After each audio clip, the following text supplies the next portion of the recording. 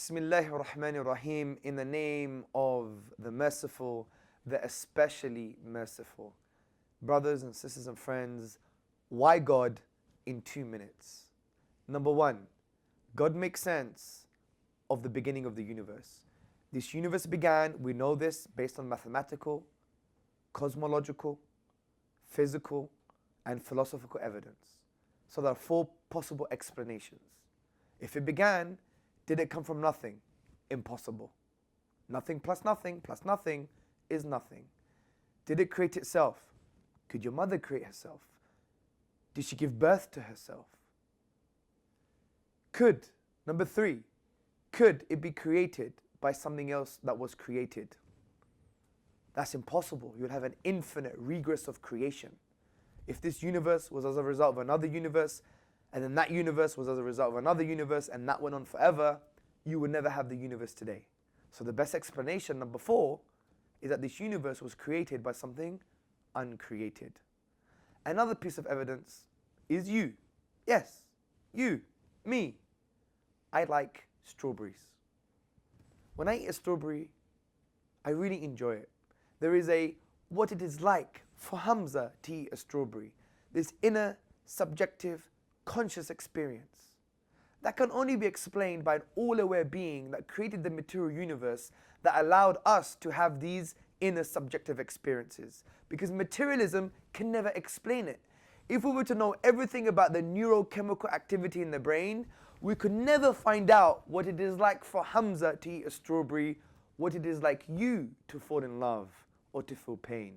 Yes, we may know that you're in pain and we may know that you are eating something like a fruit, but we will never know what it is like for you to be in pain, for you to fall in love, or for Hamza to eat a strawberry.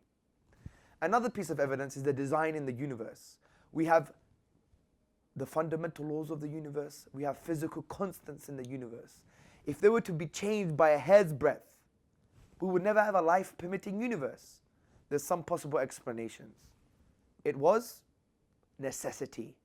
It was chance or design. Could it be necessarily so? No, because these laws and constants could have been otherwise. Could it be chance?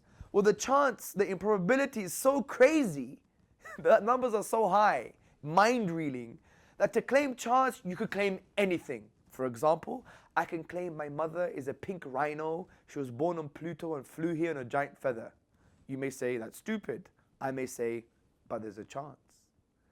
So it can't be chance, therefore we know it must be design. So brothers, sisters, and friends, these are three quick points, introductory points on why there must be a God. Bismillahir Rahmanir Rahim, in the name of Allah, in the name of God, the merciful, the especially merciful. 2 minutes on why Islam. Very simple. Why Islam is because of the Quran, the book that God sent down to humanity for our guidance. So do we have good reasons to believe in this book? Of course we do. This book makes you think, reflect, ponder. It also challenges us concerning its authorship. The Quran is written in a form, in a style, in a linguistic structure, in a form of eloquence that no one is able to match or replicate. This is well known. Even the Arabs at the time of revelation, who were the best experts at expressing themselves in the Arabic tongue, couldn't reproduce or replicate the Quranic style or form. If this is true, there are four possible explanations. Maybe it came from an Arab. Maybe it came from a non-Arab. Maybe it came from Muhammad, the Prophet of Islam, upon whom be peace, or it came from God. We know it couldn't come from an Arab because the best Arabs failed to challenge the Quran.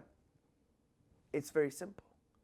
Today's Arab couldn't do it because if the experts couldn't do it, then how could the layman, today's Arab, who has suffered a linguistic degeneration, be able to produce the Quran? It's impossible. Number two, could it come from a non-Arab? Well, this is impossible too. Why? Very simple. Very simple. Because the Quran is in the Arabic language. Number 3, could it come from the Prophet Muhammad upon whom be peace? No, because he was an Arab too.